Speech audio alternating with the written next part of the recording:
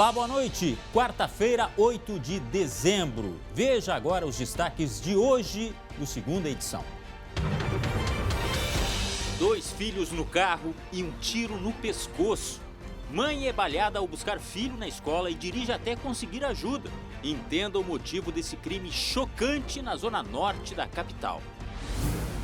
Com a palavra, o réu. Um dos ex-donos da Boate Kiss presta depoimento sobre a tragédia. Saiba o que ele revelou aos jurados. Tem carregamento de vacina chegando ao estado. E tem fabricante garantindo que protege contra a nova variante. Já já eu te explico qual é. As principais notícias do estado a partir de agora. O SBT Rio Grande, segunda edição, está no ar.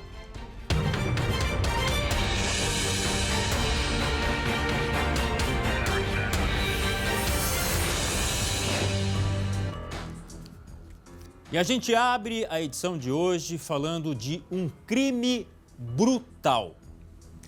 Uma mãe foi baleada quando estava com os 2 filhos no carro. Ela ainda dirigiu até conseguir socorro. Quero conversar com a Ananda Miller, da redação. Ananda, qual é a explicação para tanta violência? Boa noite. Boa noite, Glauco. Boa noite a todos. Esse caso, ele começa lá na zona norte de Porto Alegre. É uma sequência de crimes. Um homem de 32 anos foi assassinado quando saía de casa na Avenida Engenheiro Francisco Rodolfo Smith.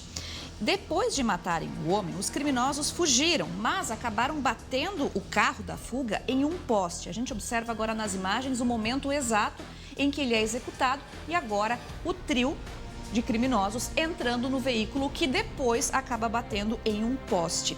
Quando eles saem desse carro batido e vão buscar aí um outro carro de fuga, eles abordam o veículo da vítima e ela acaba reagindo.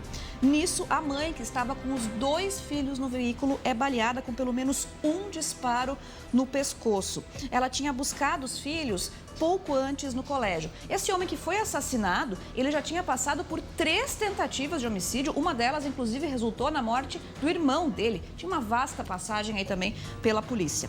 Agora, a vítima, ela seguiu dirigindo por cerca de 3 quilômetros, mesmo baleada. Ela parou, então, no corredor de ônibus próximo ao Hospital Cristo Redentor. Você viu as imagens agora há pouco. E a nossa equipe, inclusive, conversou com um ambulante que prestou esse primeiro socorro a ela. Vamos ouvi-lo.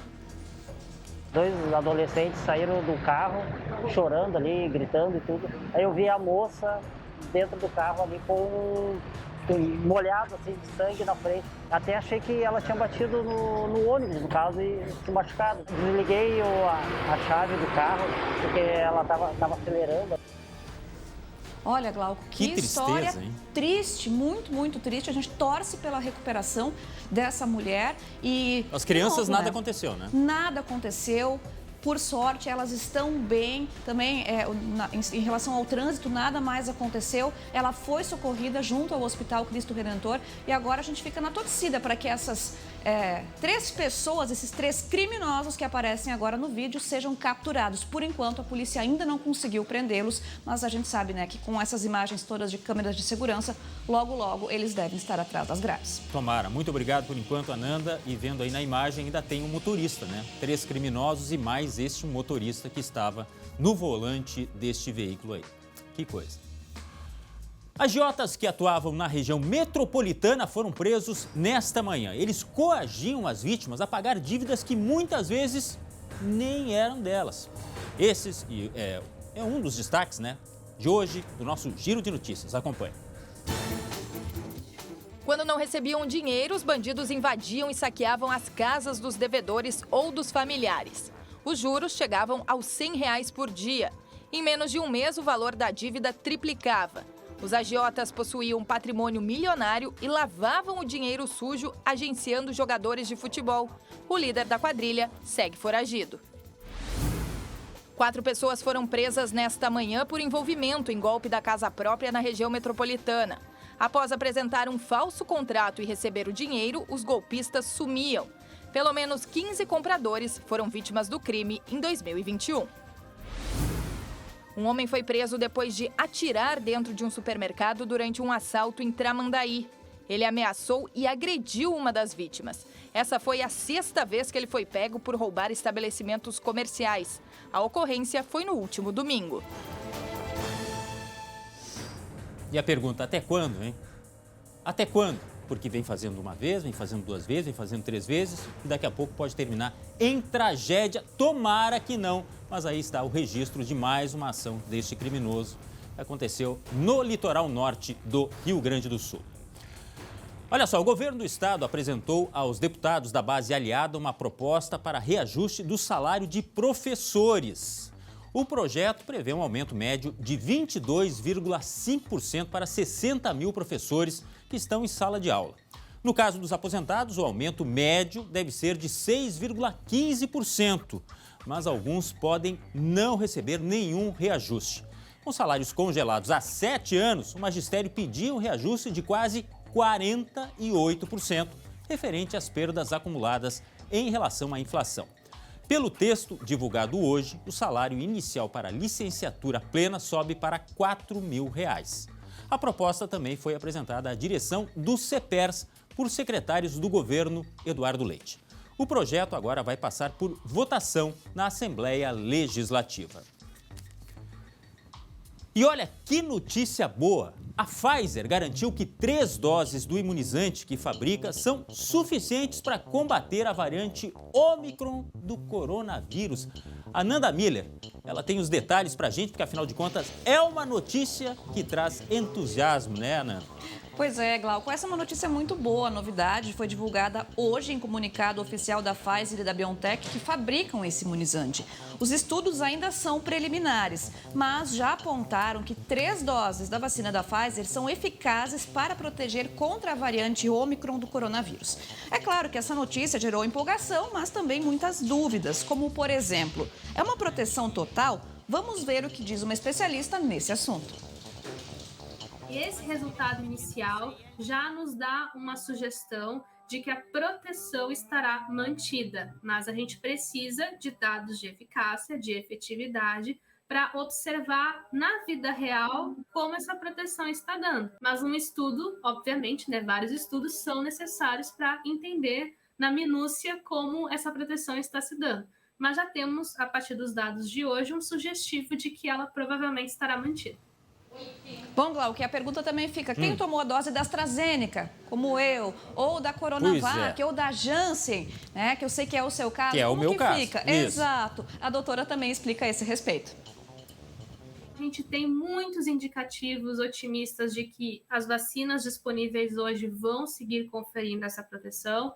Como a gente está recém levantando os primeiros dados, é natural que a gente veja dados para algumas vacinas e não para outras, porque as outras ainda estão levantando esses dados e muito em breve a gente vai ter conhecimento deles. Que bom, né? Boas notícias. Ótimo. E o principal, Glauco, máscara, distanciamento social, álcool em gel, essas medidas, elas devem ser mantidas. A pandemia não acabou e, infelizmente, não deve acabar tão cedo. A variante Ômicron é só uma que está aí nesse momento no foco, mas outras devem surgir também. Por isso é tão importante completar o esquema vacinal. Isso. E tem mais... Desculpa. Pode falar. E não, tem é que, mais... olha, desculpa te interromper, mas só lembrar que tem toda a questão de Natal, final de ano, né? Pessoal, muito cuidado. Desculpa, pode falar. Imagina, você está corretíssimo, Glauco. E tem mais boas notícias, viu? Isso porque, a partir de agora, quem está esperando, teu caso, a segunda dose da Janssen, um novo lote chegou hoje ao Rio Grande do Sul. A gente está vendo as imagens aí das caixas chegando aqui no aeroporto de Porto Alegre. E já na sexta-feira, as quase 133 mil doses devem ser distribuídas para as cidades que já estavam vacinando com esse imunizante para garantir a dose de reforço. Prepara o bracinho, Glauco. Ah, tá preparado, já tá prontíssimo. Muito obrigado, Ananda.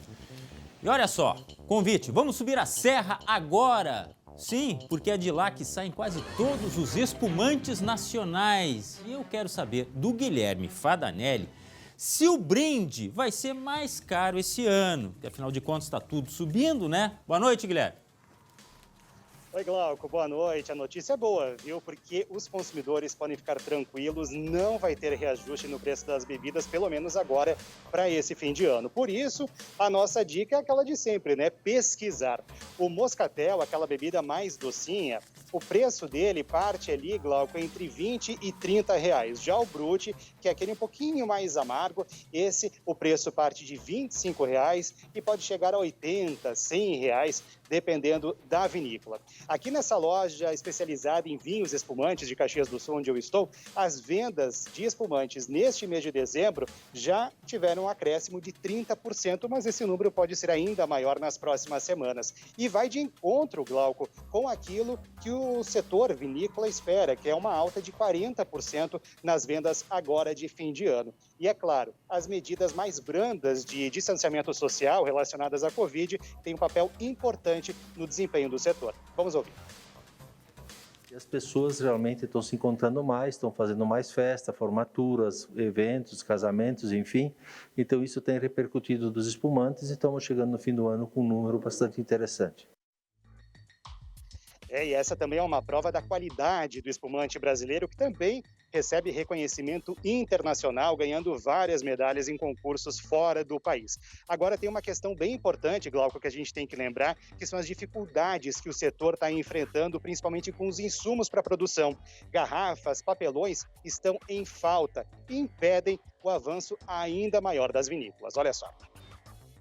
Nós estamos com falta de garrafas, temos se socorrido nos últimos 2 anos aqui no Mercosul, praticamente Argentina e Chile, né? Então deveremos ter sim o ano que vem problema de garrafa, aumento de garrafa, isso é inevitável. A parte da caixaria aumentou um monte, inclusive a própria uva agora que o governo sinalizou com praticamente 20%. Como o Deonir falou, esse ano o preço mínimo da uva está em R$ 1,10 o quilo, mas a partir de 1º de janeiro sobe para R$ 1,31. Por isso, a dica é fazer as compras de espumantes, tanto para o fim do ano quanto para o verão, o quanto antes, porque a bebida deve aumentar 20%, Glauco, a partir do ano que vem. E aí fica a pergunta, já fez suas compras?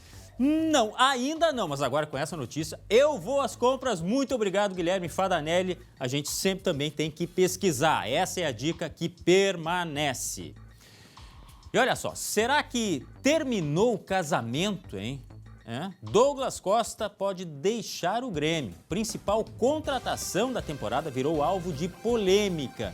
O jogador pediu dispensa do clube no dia de ontem justamente para comemorar o casório, que foi celebrado no Caribe no meio do ano. A festa seria com banda de pagode num hotel de luxo no Rio de Janeiro. Mas o clube não liberou o camisa 10. Nas redes sociais, o jogador já tinha se envolvido em polêmicas com a torcida. Agora, ele apagou quase todas as postagens que mencionavam o Grêmio. E a esposa também deletou o perfil dela das redes. Amanhã, só para lembrar, o tricolor enfrenta o campeão Atlético Mineiro em jogo que pode definir a permanência do Grêmio na Série A. Que coisa, hein? Bom, nós voltamos daqui a pouco com uma iniciativa que apoia pequenos pacientes em um hospital infantil da capital. O depoimento de o primeiro réu que está falando aqui no júri da Boate Kiss. Nós já voltamos.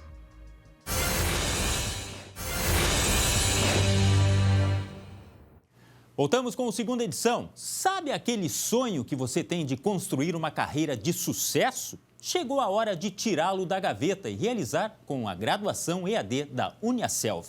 A única com tutor exclusivo por turma. Você tem encontros para tirar dúvidas e reforçar seu aprendizado. O ensino é super flexível. Você estuda quando puder e onde quiser. Dá para estudar inclusive pelo Uniaselv Léo App, que tem navegação gratuita. E olha que incrível, o EAD da Uniaselv tem diversas opções de cursos, mensalidades a partir de R$ 169 por mês e, claro, nota máxima no MEC. Prepare-se para o futuro com a graduação EAD da Uniaselv. Curtiu? Então faça sua inscrição agora pelo Uniaselv Léo App ou no site uniaselv.com.br. Vamos falar agora do júri da Boate Kiss. Acontece neste momento o depoimento do primeiro dos 4 réus. A gente vê aí agora imagens ao vivo do Fórum Central de Porto Alegre, onde está sendo realizado este julgamento. Elisandro Spor, o Kiko, ele fala desde as 6 horas da tarde. Ouça um pedaço aí, ó. O pessoal está saindo. Vamos voltar a esse momento, por favor, do seu relato. Pode prosseguir. Fui prensado contra um táxi e aí começou uma folia, nós tentando tirar o carro, daí a gente arrastou um carro para trás, a gente arrastou um Focus preto e o taxista tentando sair, não conseguia sair porque as pessoas estavam na frente dele Tá, então o depoimento do Elisandro Spor. Eu quero conversar com a Aline Schneider para nos dar um resumo do que aconteceu neste dia. Boa noite, Aline. Oi, Glauco. Boa noite para ti, para todo mundo que nos acompanha. No início do depoimento do Kiko, inclusive o juiz pediu para que o público mantivesse a tranquilidade e também reforçou que os réus não são obrigados a responderem as perguntas. Se quiserem, podem permanecer em silêncio. Essa explicação se fez necessária porque a defesa de Elisandro Spor havia informado que o réu só iria responder às perguntas do juiz e dos próprios advogados. Até agora, um dos momentos mais relevantes de todo esse relato feito por Kiko é quando ele diz que, na hora que o fogo começou, ele estava do lado de fora da boate, porque havia tido um problema com um cliente embriagado. Quando voltou, então se deparou com o início da tragédia. Kiko reforça também que não fazia ideia que a banda agorizada Fandangueira usava artefatos pirotécnicos e reforçou ainda que, se tivesse sido perguntado sobre o uso de fogos de artifício dentro da boate, não teria autorizado. Nesses 8 dias de julgamento, 28 pessoas foram ouvidas. Hoje de manhã, o prefeito de Santa Maria, na época da tragédia, e atual secretário de Planejamento de Porto Alegre, chamou de medíocre o inquérito policial que apurou o incêndio. César Schirmer chegou a ser denunciado por improbidade administrativa, mas o processo foi arquivado. E nós separamos um trecho desse depoimento. Vamos ouvir. Desde o começo eu ouço insinuações que eu deveria estar aqui não como testemunha, estou aqui como testemunha, que eu deveria estar aqui como réu. Não fiz nada, doutor. Nada, absolutamente nada que pudesse comprometer a mim. E nenhum servidor da prefeitura agiu de tal forma que tenha contribuído para o que aconteceu naquela noite, que foi um incêndio, apenas isso, um incêndio com vítimas fatais, e eu lastimo muito tudo que ocorreu. Depois dessa fala do ex-prefeito de Santa Maria na época, os pais, as mães, os familiares das vítimas que acompanham o julgamento aqui no plenário se levantaram em forma de protesto e saíram ali do momento do júri. Na sequência, veio uma das testemunhas mais aguardadas, o promotor de justiça Ricardo Loza, responsável pelo termo de ajustamento de conduta firmado lá em 2011 entre o Ministério Público e a Boate Kiss para resolver a questão da poluição sonora da casa noturna. Além do pagamento de multa e da regularização da licença ambiental, ele explicou que o acordo determinava a execução de um projeto de isolamento acústico. Segundo Loza, a obra não previa qualquer tipo de espuma. Vamos ouvir.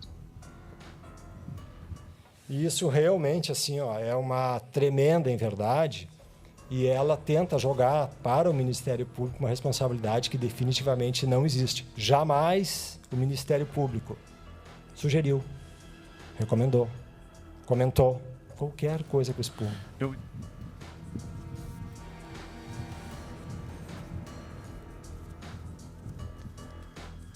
Glauco, os outros 3 réus deverão ser ouvidos amanhã. A previsão é de que os debates entre a acusação, defesa e a sala secreta dos jurados aconteçam na sexta-feira e assim a sentença pode sair na madrugada de sexta para sábado.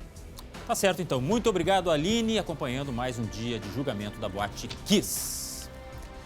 E teve Natal adiantado para as crianças do Hospital da Criança Santo Antônio de Porto Alegre.